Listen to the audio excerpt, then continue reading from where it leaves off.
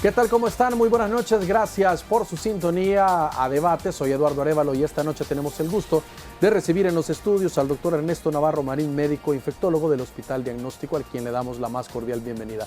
Doctor, gracias por acompañarnos. Muy buenas noches. Realmente para mí es un placer estar siempre acompañándolos y precisamente tratando de dar lo mejor que podemos sin egoísmos a toda la ciudadanía de nuestro país, en el sentido pues de que esto no se termina, va a ir para largo, entonces yo creo que vale la pena, si no una evaluación, tal vez un refrescamiento de todo lo que hemos aprendido durante estos 2 años. Así es, doctor. En las últimas 2-3 semanas, pues en el país se ha visto un incremento en los casos, un repunte de casos de COVID-19 y eso lo estamos diciendo por la gente que llega a los hospitales nacionales, a las clínicas comunales, a pasar consulta, como también nos han confirmado que en la parte privada pues se ha registrado este aumento de contagios. Algunos lo atribuyen, doctor, podría ser al repunte también de la lluvia, que ya estamos en el invierno plenamente. Bueno, creo que esto es bien importante conocer un poquito más. Porque recordemos, como usted dijo al final, que la lluvia también es otro factor importante. Recordemos que el comportamiento desde el punto de vista clínico, es decir, manifestaciones que el paciente tiene al momento de iniciar y evolucionar su enfermedad, se parece mucho a un estado catarral. Quiere decir que a estas alturas, cuando tenemos lluvias, cambios de clima, esperaríamos que muchos de estos pacientes que son COVID tengan más bien, que no sean COVID, puedan ser por una cantidad de virus que afectan las vías respiratorias altas. Por lo tanto, hay que tener mucho cuidado, porque, y yo digo de esta manera, si una persona, supongamos que está contagiada de COVID, no lo sabe porque puede ser asintomático, y no usa la mascarilla porque no siente nada, pero llega a su casa, posiblemente ya nadie está usando mascarilla, solo tal vez en eventos especiales, de reuniones, etcétera, etcétera. Si es así, significa que esta persona, estando en el periodo de evolución, de incubación, puede ser que no tenga ningún síntoma, pero ya es transmisible. Esta enfermedad se manifiesta en términos de generar contagios hasta un día antes de que tengan los síntomas. Y si hablamos de una persona asintomática que no va a sentir nada, ¿qué vamos a pensar? Pues que esta persona lo llevó a la familia. Y si tenemos en la casa abuelos, mayores, tíos grandes, personas, familiares que tengan adoleciendo alguna enfermedad como diabetes, hipertensión y otras enfermedades y no están tomando sus medicinas, esas personas y no están vacunados son fácil presa como para que se vayan a contagiar y desarrollar la enfermedad más grave versus aquel que es asintomático y está vacunado. Doctor, hay algunos médicos de consulta privada que han dicho que tenían 1 o 2 pacientes hace un mes o mes y medio, 1 o 2 pacientes por COVID a la semana. Luego pasaron a 1 o 2 pacientes diarios y ahora tienen hasta 10 consultas diarias por COVID. En su caso personal, ¿cómo ha visto ese incremento de la cantidad de pacientes COVID que lo han buscado o con sospecha de COVID? Bueno, me sumo desde el punto de vista privado a lo que usted ha dicho, en el sentido siguiente. Si nosotros todavía en el mes de diciembre, enero, estamos viendo que había una cantidad de casos que estábamos viendo hasta 15, 20 diarios, estoy hablando de lo privado. Y posteriormente al mes de enero, finales, febrero, menos, marzo, pero viene la Semana Santa y empiezan a aumentar el número de casos, pero no muy tangible el aumento como cuando empezamos a ver al principio de mayo y en estos días, a fines de mayo sobre todo, que hay un incremento. Todos los colegas que están viendo pacientes, ya sea tanto a nivel nacional como privado, podemos decir que realmente va en aumento. Y esto no se aparta de lo que está sucediendo en el mundo, Eduardo, porque prácticamente sabemos que estas variantes siguen afectando al mundo y que desafortunadamente no una le da protección a la otra. Quiere decir que, por ejemplo, si yo he tenido el COVID original, que vino de China, y posteriormente las subvariantes que han venido, yo quedo siempre susceptible a adolecer de esas nuevas variantes. Por lo tanto, quiere decir que esperaríamos nosotros, que si nosotros observamos que hay un aumento de los casos, ¿a qué se puede ver? Se puede ver a que todos no estamos vacunados, se puede ver a que realmente hay una nueva cepa afectando el país. Son interrogantes que podemos darle respuesta. Otro de los parámetros para lo que estamos hablando, doctor, de medición es, por ejemplo, los lugares donde se practica la prueba, es decir, tanto las PCR que practica el gobierno como los laboratorios privados. Ahora tuve la oportunidad en la mañana de ir a un laboratorio privado por allí que está en un centro comercial y la cola salía del lugar y era muy grande y todavía me dice la señora... ¿Su prueba no, está negativa? Sí, mi prueba está negativa. Sí. Gracias a Dios. Y la cola me dice, no, ahorita está tranquilo, me dijo. Llegaba a la calle, me dijo, ayer o anteayer, tanto así. Le dije, sí, me dijo, por lo menos esta semana, me dijo, así estuvo la cantidad de gente que estuvo llegando. Es decir, se puede ver en diferentes parámetros, doctor, para tener una idea que sí es confirmado este aumento. Es correcto. Y observamos que en los sitios de más afluencia, que ya son conocidos realmente porque hacen la prueba, donde vamos a tener el mayor número de personas, pero hay una cantidad de laboratorios privados que la están haciendo también y llega la gente. Si a veces uno ve a la entrada de un laboratorio que tantas personas hay, que no se miraba por lo menos hace 2 o 3 semanas, lo cual indica, además de lo que estamos hablando, que los privados que ejercemos la medicina en esta área, estamos viendo un aumento de casos y el mismo señor ministro ha dicho que va en aumento y lo observamos con una tercera posibilidad de ver que las personas están consultando más a nivel privado y 2, que están yendo a más número de pruebas, que aunque no lo hacen simplemente porque van a viajar, sino que las personas han aprendido que hacerse la prueba en forma oportuna, si hay un familiar, un contacto, el cual sea positivo, pues corren a hacérselo. Posiblemente van a salir negativos la mayoría. Pero eso me encanta porque la gente creo que ha entendido que realmente una de las formas como podemos detectar tempranamente la enfermedad y no ser contagiosos por otra persona y tomar en cuenta todas las medidas preventivas va a ser precisamente en el entendimiento que es altamente contagioso y que la prueba nos va a dar una respuesta al momento que la practiquemos. Inclusive, acordemos que hay asintomáticos y hay personas que han aprendido inclusive aunque no tengan contacto, se hacen la prueba constantemente, sobre todo las personas que viajan. Pero acá en el país pues, hay una cantidad de personas, yo conozco cantidad de personas que hasta tienen sus kits en la casa, si le sumamos a eso, no solamente lo que está haciendo en los laboratorios. Mucha gente las ha comprado y se las hace en su casa. Yo he tenido varios pacientes que finalmente yo les pregunto, ¿y por qué consulta? Porque ella me dice, la prueba donde se la hice en mi casa. Entonces pueden ser falsas positivas, pero la interpretación que estoy tratando de dar es que las personas, nuestros ciudadanos han aprendido, los que tienen posibilidad de comprar esto, por supuesto, de hacer la prueba más temprana. De hecho, este día, doctor, yo escuchaba a algunas personas que estaban y se decían entre ellos, mira, ¿y vas a viajar? No, no, le decía, tuve contacto, tuve una reunión familiar, fui a una actividad grande, pero era así como está mencionando usted, era más de voluntad de saber si tenía, o algunos tenían algún proceso catarral y decían, antes de pasar consulta, quiero hacerme la prueba. A mí me hace reflexionar el sentido. Yo creo que, Eduardo, yo creo que nuestra población, no en un bajo porcentaje, tal vez mediano o alto, yo creo que aprendió mucho durante los últimos 2 años, en el cual hubo confinamientos, encerramientos, etcétera, etcétera. Aprendió mucho a lo que es la enfermedad y esta ocasión, pues lo que estamos hablando, creo que es un refrescamiento Tomás, para poner en práctica una serie de medidas preventivas, inclusive hablando de laboratorios, de pruebas, pues yo creo que es prácticamente lo que tratamos de decir en esta ocasión. Por lo tanto, si va en un momento de casos, tenemos más pruebas efectuadas, la mayoría positivas, y tenemos en los laboratorios abiertos, hospitales, para hacer las pruebas, y por otro lado, alguien compró las pruebas, quiere decir que tenemos un armamentario bastante grande como para pensar que hay más personas haciéndolo y por lo tanto, una vez se hacen la prueba, y esto está demostrado en todo el mundo, que entre más detección sea a través del hisopado, más posibilidades de detectar tempranamente y por lo tanto evitar más contagios.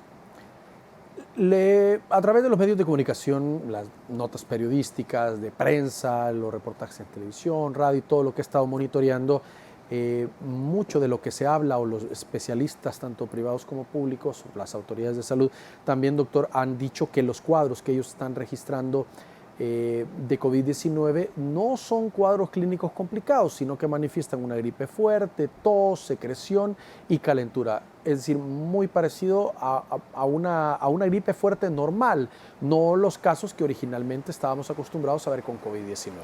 Bueno, yo voy a encargar solo de reforzar lo que ha dicho, porque usted lo ha dicho muy bien. En primer lugar, pues sí, es correcto.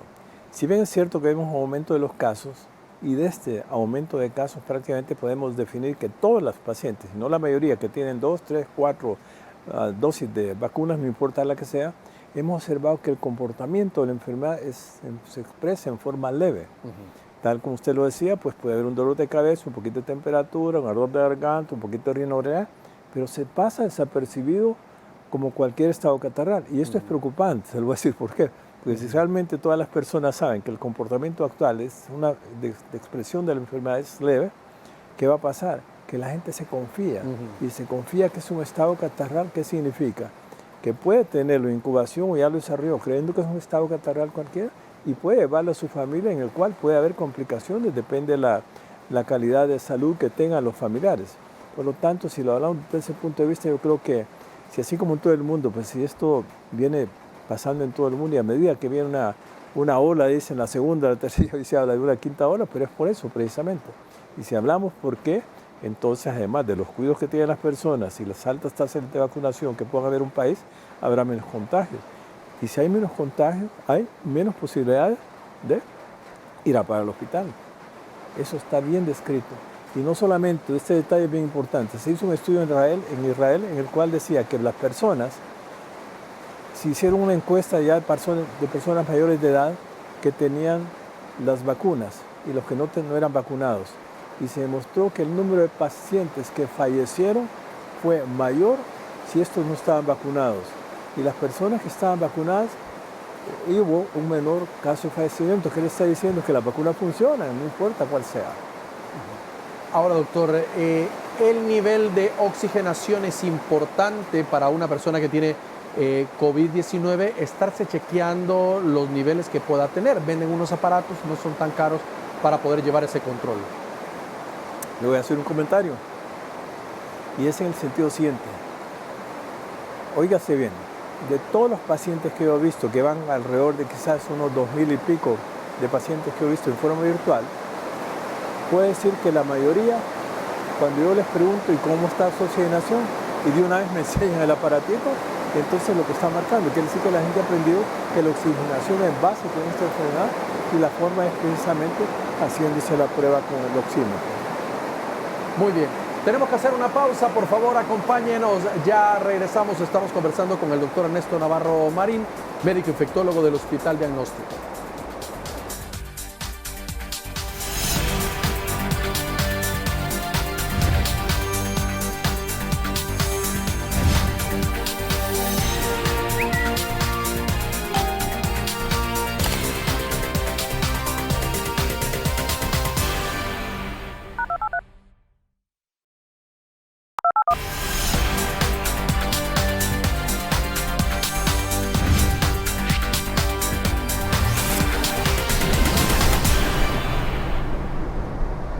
Muy bien, gracias por continuar con nosotros.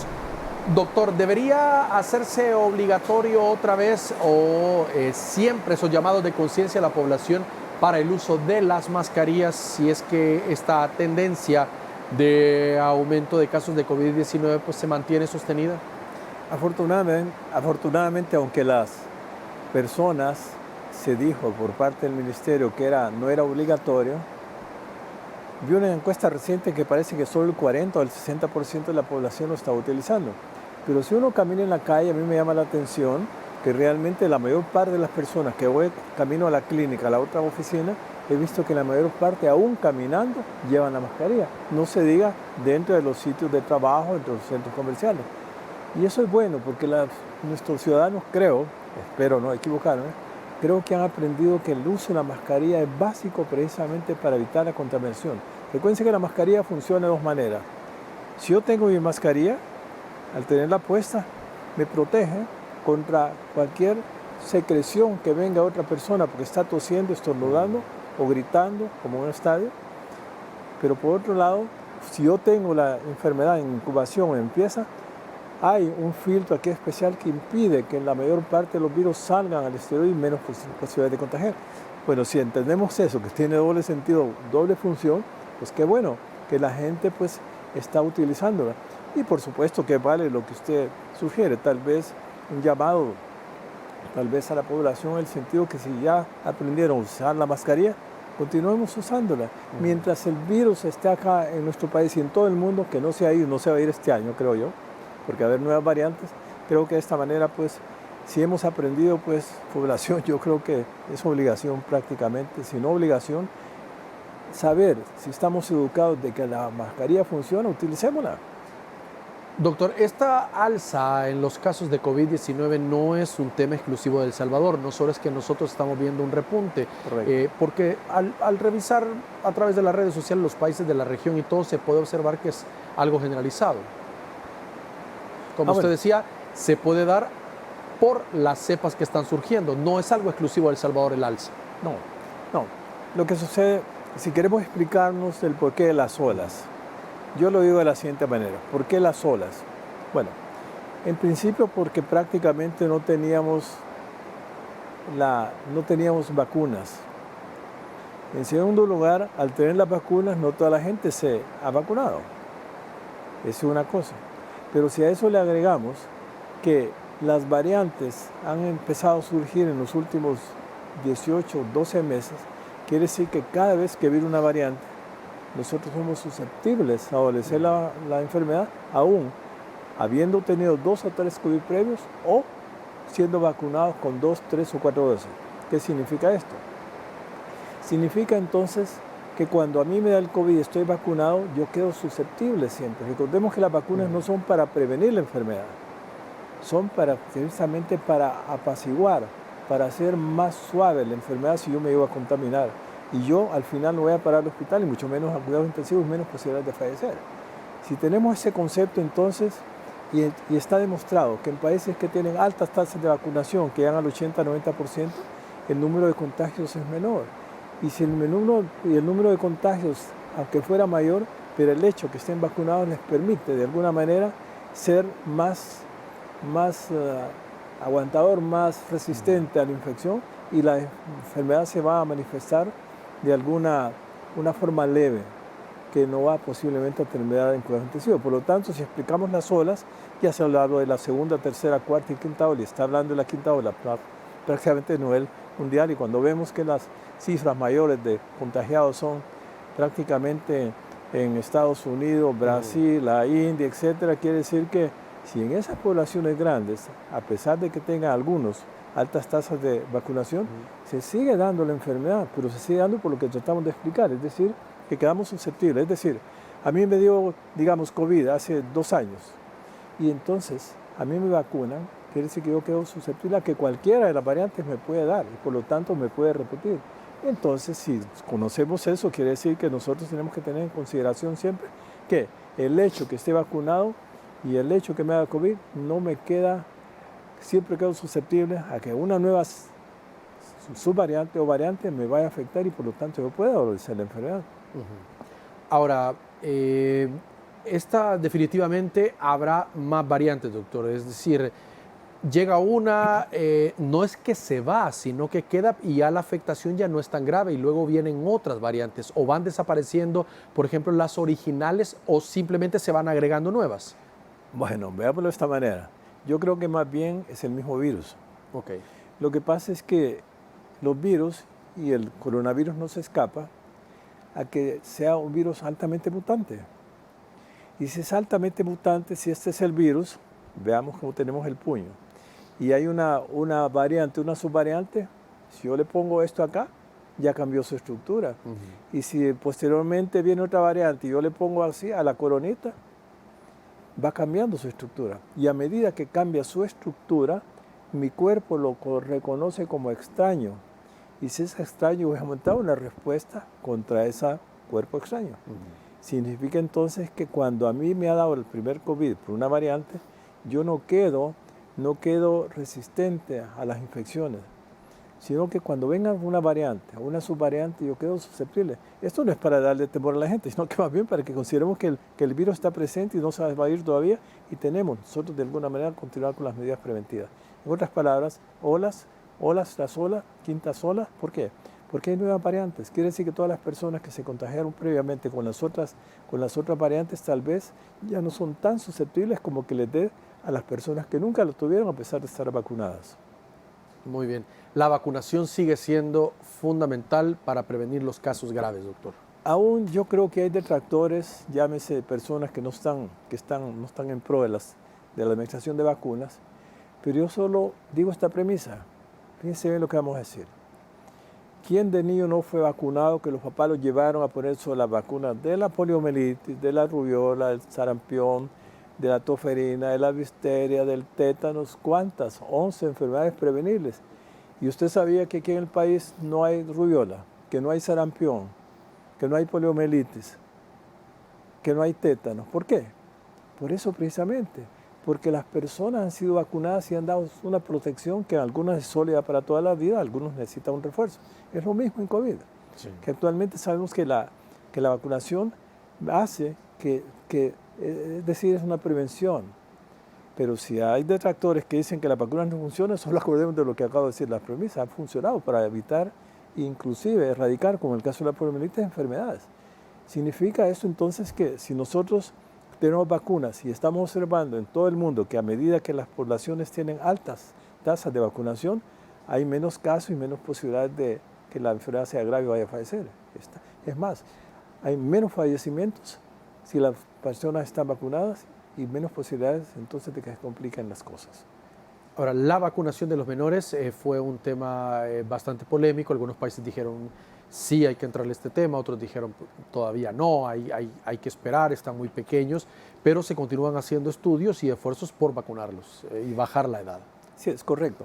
Nada menos las casas productoras de vacunas como son la Pfizer y la Moderna, la FDA en los Estados Unidos, que es el mecanismo regulador para aprobar vacunas o no, dio el permiso, le dio la autorización precisamente para que se utilice en otras edades que no estaba aprobado antes. Y actualmente pues la única diferencia va a ser con esa vacuna en los niños, que ya tiene que venir la dosis adecuada. No es que yo voy a sacar de un frasco que tiene 2 dosis y voy a calcular cuánto le voy a poner a un niño de 6 meses, un niño de 5 años, sino que ya tienen que venir las dosis. Eso pues yo espero que el gobierno esté en principio tratando de tener esas vacunas adecuadas para los niños para que sean protegidos una mayor parte de los niños. ¿Por qué? Porque los niños, se decía antes que sufrían la enfermedad menos grave, eso es lo que decía. Pero todos la padecemos igual. Es más, en los niños hay un problema, que cuando les da COVID, estas personas, si no han sido vacunadas, tienen tendencia a tener lo que se llama síndrome multisistémico agudo, que aparece unas 6 semanas después de haber adolecido el COVID. Por lo tanto, si nosotros vamos a tener vacunas para los niños, aquellos que son detractores de las vacunas, ¿por qué lo están aprobando en todo el mundo? Para adultos, para mayores y para todas las edades. Hoy para niños, ¿qué significa eso? Que las vacunas sí funcionan. Ahora, la enfermedad en los niños sí no se ha conocido casos muy graves, a menos que el niño tenga algún padecimiento, que del caso de los alumnos, desde que llegó la enfermedad, doctor. Bueno, pero aún así yo he platicado con algunos colegas que son pediatras, ¿sí? Y me han dicho que realmente no es tan frecuente, pero se da más que todo en niños que no han sido vacunados. Y la mayoría de parte de los niños no están vacunados. Por lo tanto, hay posibilidad de que ese niño, después de adolecer un COVID, le quede entonces secuelas o manifestaciones de lo que se conoce como el síndrome inflamatorio agudo, que es sumamente severo y puede un niño fallecer. Muy bien. Tenemos que hacer una nueva pausa, por favor, acompáñenos. Estamos conversando pues esta noche con el doctor Ernesto Navarro Marín y por supuesto hay más preguntas que vamos a estar formulando esta noche para todos ustedes. Algunas preguntas también importantes que ustedes a través de las redes sociales pues nos escriben y por supuesto de mucho interés para la población.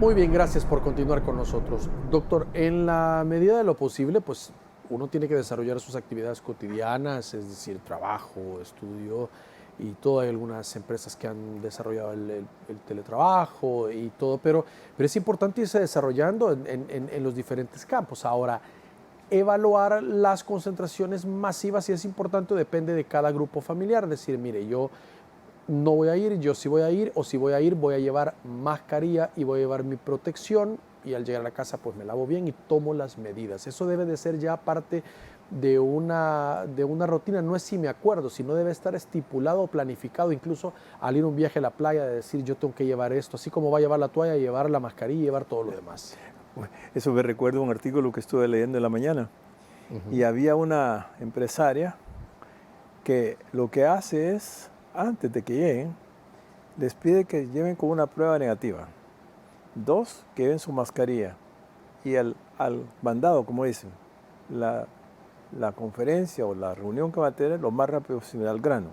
Esto impide que de alguna manera alguien que esté en incubación y se hizo la prueba de la salió negativa, hay posibilidades de contagio con otras personas y él usa una mascarilla. Pero al momento de tener una reunión lo más probable es que todo el mundo se la quita. Eso lo hago como comentario en el sentido pues, de que vean que hay empresarios que toman una medida bien estricta. Pero realmente hacerlo en nuestro país va a ser muy difícil, pues decir por nuestra misma idiosincrasia, pero yo creo que es un punto bien importante. Y usted lo que dijo es bien importante. Si yo, por ejemplo, si yo tuviera invitados a mi casa, yo diría, bueno, primero, ¿tiene alguno de la familia Catarro? ¿Ha estado alguien con COVID en la casa en menos de los últimos 8 días? ¿Viene vacunados? ¿Cuándo se hizo la prueba? Son 4 parámetros. Entonces, usted se va a hacer tranquilo, se va a sentir tranquilo de que los invitados que tenga, si no van sanos 100%, pero pueden ir en incubación, se está sintiendo una protección para el resto del grupo familiar que lo va a atender. ¿Y por qué yo digo esto con tanto énfasis? Lo digo por lo siguiente.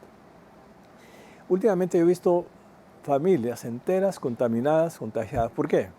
Porque precisamente hicieron una reunión de cumpleaños, alguien en la casa tenía un estado catarral, no lo dijeron.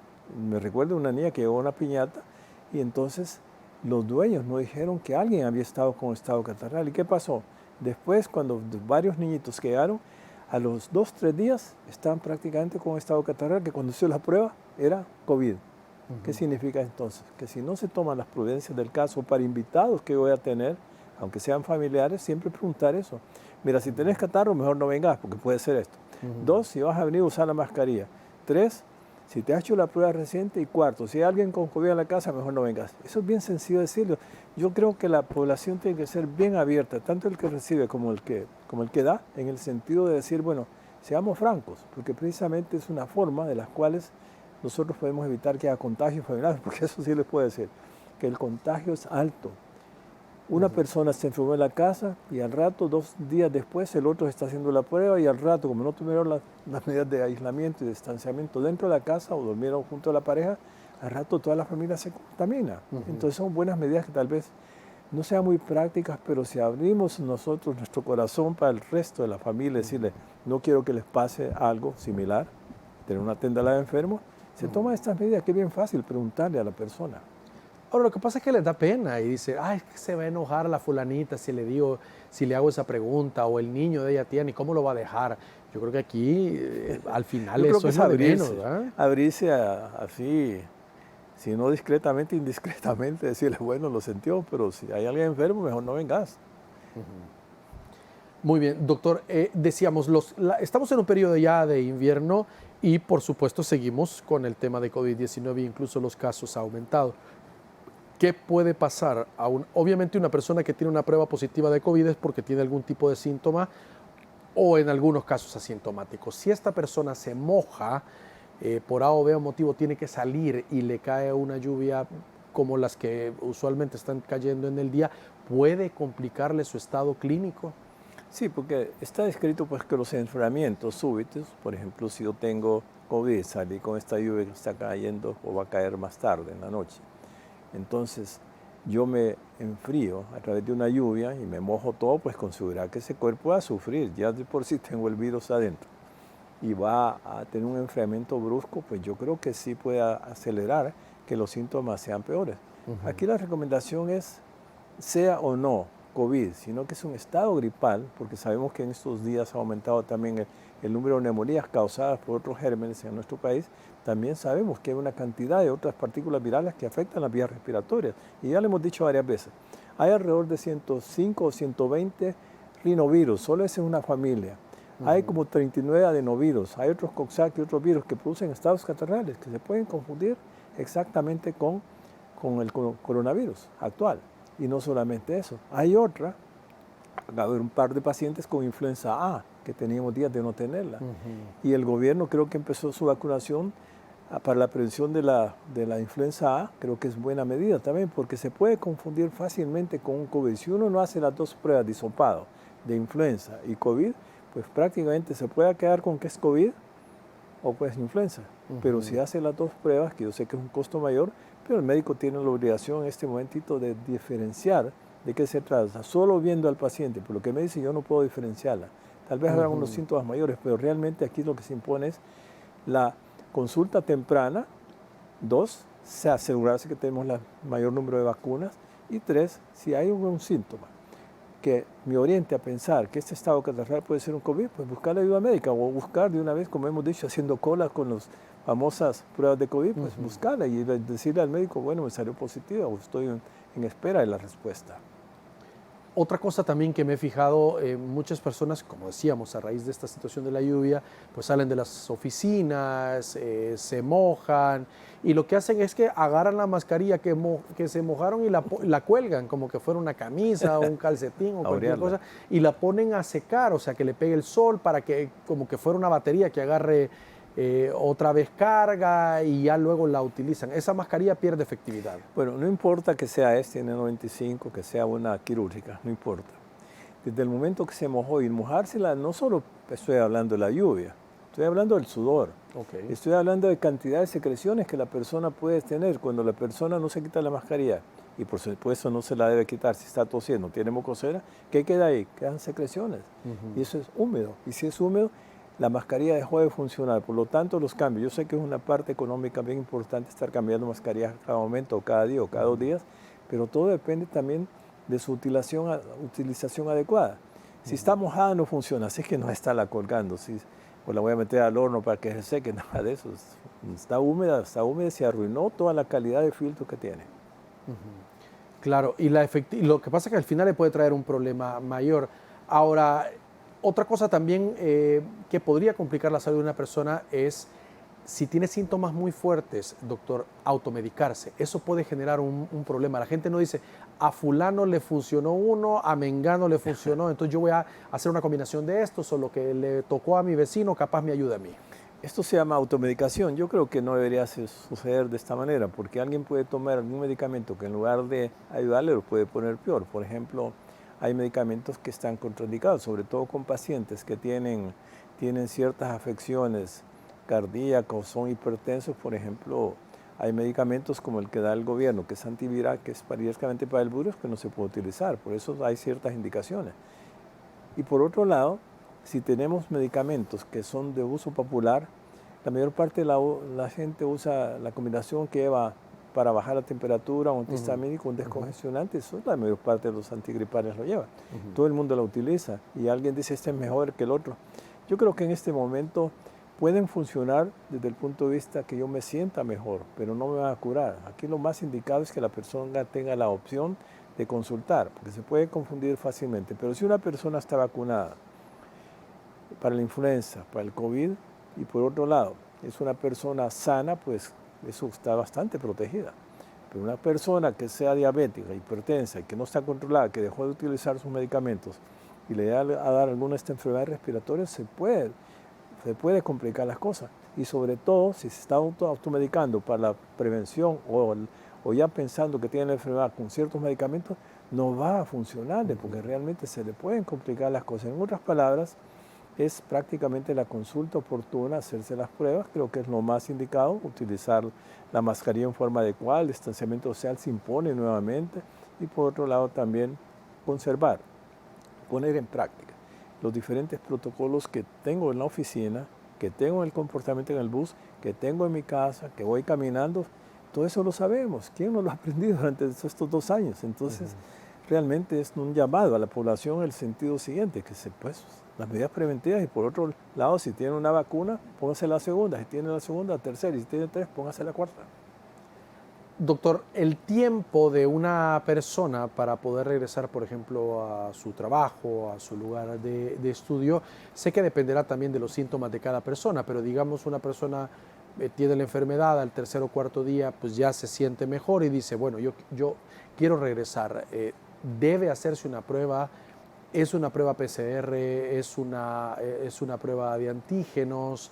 ¿O debe de esperar un tiempo específico para poder regresar a sus labores? Digámoslo de la siguiente manera.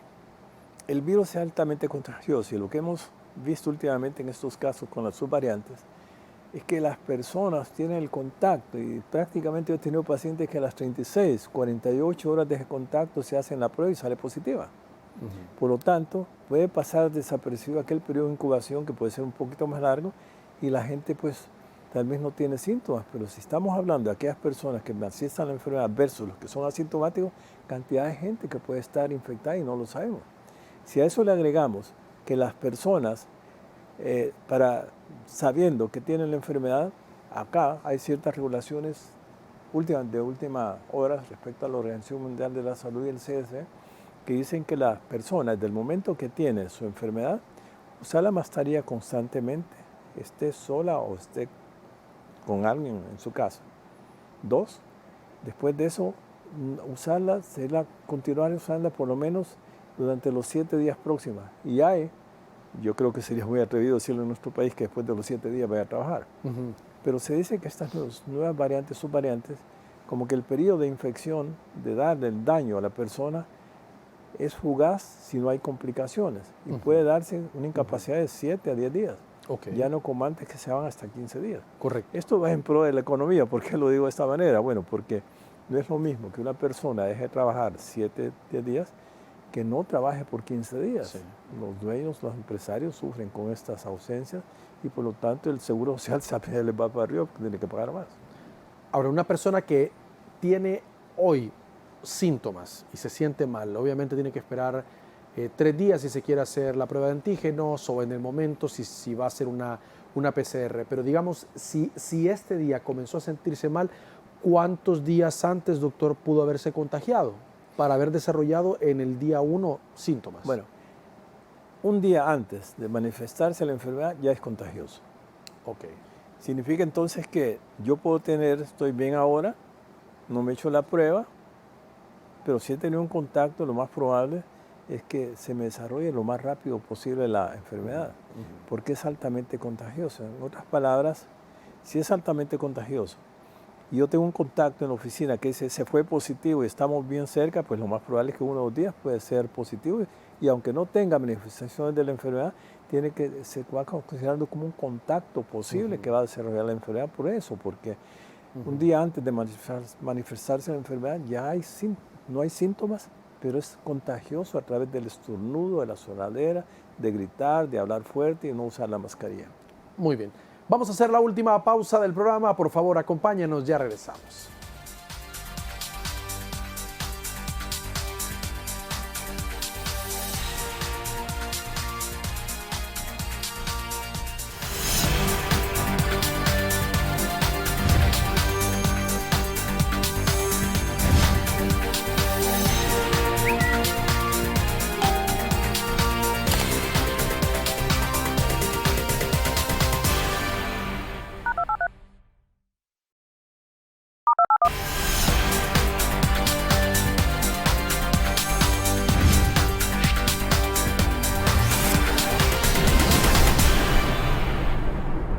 Muy bien, gracias por continuar con nosotros.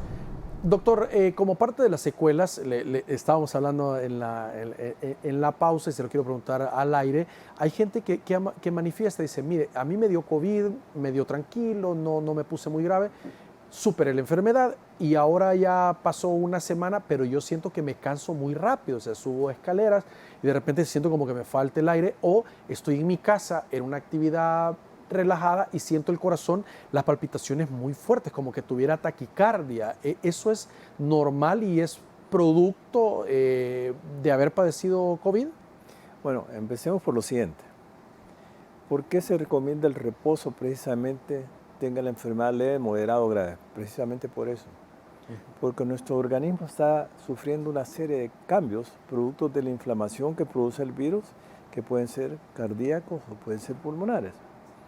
Por esa razón es que toda persona, aún le ha dado la enfermedad en forma leve, estas personas cuando pasan ya su periodo de cuarentena, que puede ser de 7 a 10 días, depende de la intensidad con que le ha afectado, siempre se recomienda dos cosas. Continuar con el reposo relativo, es decir, a medida que pasa el tiempo y digamos, ya se le da el alta, este paciente, pero me voy a referir a los que son moderados o graves, aunque tendríamos que generalizarlo, que todo paciente que ha sufrido COVID, aunque no tenga ninguna enfermedad previa cardiovascular o pulmonar, yo diría que sería conveniente que esta persona tenga, además de la cita con el infectólogo o el internista, que tenga una referencia también para el cardiólogo y para el neumólogo.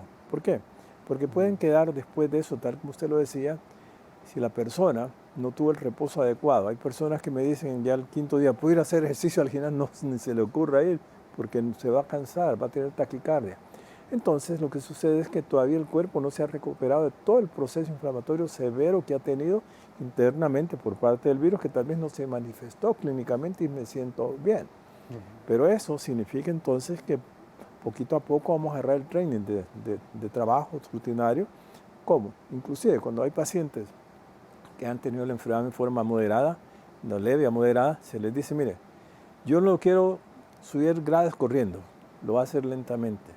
Cuando haya terminado y le dé el alta, usted no va a ir a caminar corriendo, voy a trotar 1 hora. Usted va a empezar a caminar 5 minutos despacio, lentamente, que el cuerpo se vaya nuevamente tonificando. Y lo mismo podemos decir para aquellos pacientes que aunque lo hayan tenido leve, no es conveniente que una vez se vaya a tirar al gimnasio o a ir a nadar el día siguiente tampoco, porque su cuerpo no va a estar preparado, está convaleciente, está recién pasada la enfermedad y por lo tanto necesita un reposo que progresivamente se va ampliando esa actividad, esa tonificación de todo mi cuerpo a medida que pasan los días. Después, pues prácticamente unas 4 semanas, 3 semanas, una persona puede hacer lo que su rutina diaria ha hecho, pero siempre se recomienda la referencia al cardiólogo o el neumólogo o con un internista precisamente para hacer sus chequeos. Y sobre todo, aquellas personas que adolezcan de una enfermedad cardiovascular previa, aunque estén tomando sus medicamentos, siempre se recomienda el electrocardiograma, hacer un ecocardiograma precisamente porque puede quedar alguna secuela. Y esto vamos a hablar entonces de lo que se llama COVID largo, que les queda a las personas alguna sintomatología después que puede ser neurológica, puede ser cardiovascular, puede ser pulmonar, puede ser renal, puede ser inclusive de los músculos en forma periférica. Entonces, siempre, más de alguna persona va a decir lo que usted mencionó al principio, pero eso es frecuente que pase porque la persona tal vez empieza su actividad, inclusive en reposo. En reposo puede sentirlo todavía en las noches, a veces quedan con insomnio, a veces afecta la parte neurológica, mental, neurológica de alguna manera, las personas tal vez no reconcilian el sueño fácilmente como lo hacían antes, pero todo esto no son más que manifestaciones tardías que se están dando. Se cuenta la enfermedad como quien dice el cuerpo está en recuperación y va a tomar posiblemente un par de semanas para recuperarlo completamente. Por lo tanto, el reposo es bien importante y después irse liberando ese reposo poquito a poco.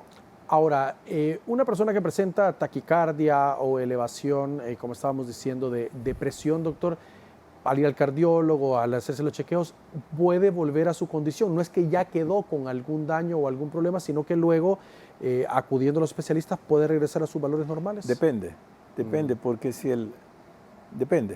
depende de varias cosas. Después de un chequeo cardiovascular y un chequeo neumológico, vamos a ver si hay secuelas. Y dentro de esas secuelas, la mayoría son reversibles. Pero si aquella persona de por sí tenía un daño previo, esa persona lo más probable es que le va a costar recuperarse en más tiempo. Por eso es que se habla precisamente después de un COVID, se habla de rehabilitación pulmonar y se habla de rehabilitación cardiovascular, que son los encargados de fisioterapias especiales por indicaciones del neumólogo o el cardiólogo, son los que van a tomar cartas en el asunto para rehabilitar a esas personas dañadas. Muy bien. Doctor, queremos aprovechar también hablar de otro tema pues, que está llamando la atención mucho de los salvadoreños, se está hablando mucho, y son los casos de aumento de casos de dengue en el país. Pues sabemos que la situación de las lluvias también, aparte de los casos de COVID-19, trae consigo esta situación del dengue. Podría, antes de abordar ese tema, Eduardo, decir un par de recomendaciones respecto al COVID actual. Gusto, en primer lugar, pues si tienen una vacuna, pónganse la 2. Si tienen 2, 3, si tienen la 3, la 4. Número 2, continuar con las medidas preventivas que hemos aprendido durante los últimos años. El uso de la mascarilla se impone, sobre todo si voy a estar en reuniones, voy a estar en un concierto, estar, no sé, en una cantidad donde hay agrupaciones grandes, yo creo que es conveniente continuar con las medidas, incluyendo el distanciamiento social. Bien, hablando del dengue, sí, es correcto. Estamos en un periodo en el cual, con las lluvias, favorece el crecimiento de más población de mosquitos. Recordemos que las hembras son las que pican, no los machos. Entonces quiere decir que las hembras, al picar, hacen que esta persona transmita ese virus a otra persona y va de persona en persona como para que en un momento tengamos un aumento de los casos. Todo debido precisamente al vector, que es el Aedes aegypti, un mosquito. Esto hace que de alguna manera en los últimos días con las lluvias hay más acumulación de agua en los canales, en los charcos, en los jardines con recipientes no tapados adecuadamente. Y esto hace que nosotros de alguna manera tengamos más masa de mosquitos circulando en las casas. Y esos mosquitos, si están infectados, hay más posibilidades de ir aumentando el número de casos a medida que pasan los días. Y esto está bien descrito. Por ejemplo, si alguien en la casa tuvo dengue, usualmente aparece el hermano o el papá. ¿Por qué? Porque además de algún zancudo estaba contagiado y pica a las personas y empieza a transmitirlo. Si ese es el principio, se puede decir, de por qué el dengue, aquí es lo que se impone prácticamente cuando vemos un aumento de casos. Primero, no hay vacunas. Dos, el tratamiento, no existe ningún tratamiento curativo. Tres, la consulta inmediata, oportuna, pensando que tengo fiebre y recordando que se puede confundir. Un dengue se puede confundir inicialmente con el inicio de una tifoidea, con un COVID, con un estado catarral. ¿Por qué me atrevo a decir esto? Porque inclusive el dengue puede producir tos y uno se puede confundir. Inclusive puede producir diarrea y sabemos que en COVID hay diarrea. Por lo tanto, todos estos síntomas asociados podemos confundirnos fácilmente, no solo como pacientes, como persona, ciudadano, sino que como médico me puedo confundir fácilmente si el paciente no me expresa todo lo que siente. Por lo tanto, aquí se impone la consulta inmediata, oportuna. Dos, no automedicarse, máximo no tomar aspirina en términos de dengue, sino que tomar solamente acetaminofén mientras va con el médico adecuado para que el diagnóstico. Hay pruebas a través de las cuales en el laboratorio nosotros podemos identificar al dengue. Y si recordamos realmente lo que es el dengue, podemos decir que una persona puede padecer hasta 4 dengue durante su vida. Entonces una persona, pues es que a mí me dio dengue, pero no sabemos qué tipo de dengue le dio, si fue el 1, el 2 o el 3 o el 4.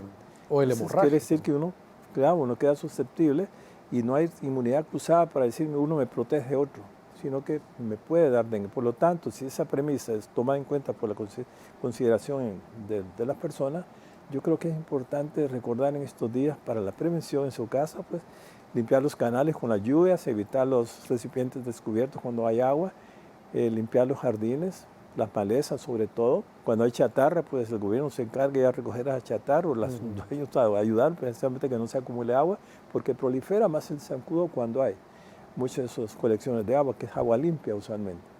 Y la otra es, si hay fiebre y hay lluvia, y no estoy vacunado, ¿qué me puede pasar? Puede ser que me dé un dengue, que me dé una tifoidea, que no hay vacunas actuales en este momentito, que me dé un COVID o que sea un estado catarral. Entonces, si las puedo confundir todas al principio, aquí lo que se impone es el control por parte de un médico en forma oportuna.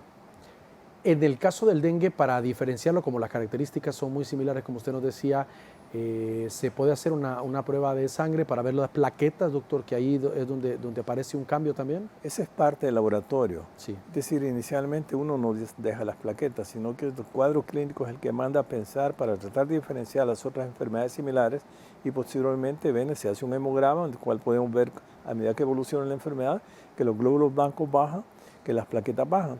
Usualmente ya no se dice dengue hemorrágico o dengue leve, nada de eso, o es grave o es leve, no es cuestión de decirlo, este es hemorrágico porque bajaron las plaquetas menos de 90,000, sino que es la consideración del cuadro clínico que presenta la persona en ese momento, y será el médico el que va a diferenciar a través de los exámenes, primero comprobar que es un dengue a través de las pruebas que se hacen en sangre. Dos, a medida que evoluciona la enfermedad, además del tratamiento inicial a base de acetaminofén y líquidos suficientes, tratar de ver cuál es el comportamiento interno, y eso lo podemos identificar precisamente a través de pruebas de laboratorio que va a decir los glóbulos blancos están bajos, las plaquetas van bajando, entonces puede ese paciente terminar en hospital y no ser un tratamiento ambulatorio. Y de estas de las enfermedades que depende mucho de la colaboración de la población para controlarla, doctor. Es correcto, como en todas. Aquí la prevención se impone. Haya vacunas o no hay vacunas para unas determinadas enfermedades, pero hay otras medidas de prevención también. Si hablamos de dengue exclusivamente, ¿qué va a hacer? Bueno, que no haya zancudo, pues sin zancudo no hay dengue, por supuesto. Sin zancudo no hay dengue. Quiere decir que cada uno de nosotros en nuestras comunidades y en nuestras casas tenemos que ser responsables de nuestra salud, de nuestro autocuidado, empezando precisamente cuando hablamos de dengue, limpiar los canales, que no haya recipientes con la lluvia que estén destapados, porque ahí nos va a crecer en 2, 3, 4, 5 días, vamos a tener larvas de zancudo que al rato nos van a crecer. Puede estar uno de esos infectados, posiblemente alguna vez sean adultos las hembras, infectarse de otra persona que esté contaminada, que tenga la infección, y desarrollar, iniciar una cadena de contagios picando personas y personas. Muy bien. Doctor, gracias por acompañarnos esta noche. Bueno, creo que hemos hablado bastante. Para mí es un placer. Siempre me gustó la docencia y creo que a través de los canales de ustedes pues, estamos permitiendo tener un mejor acceso a la población en términos de educación en salud. De eso se trata. Gracias por su sintonía. A ustedes, amigos televidentes, que descansen y, por supuesto, su cita con nosotros el día lunes. Los esperamos.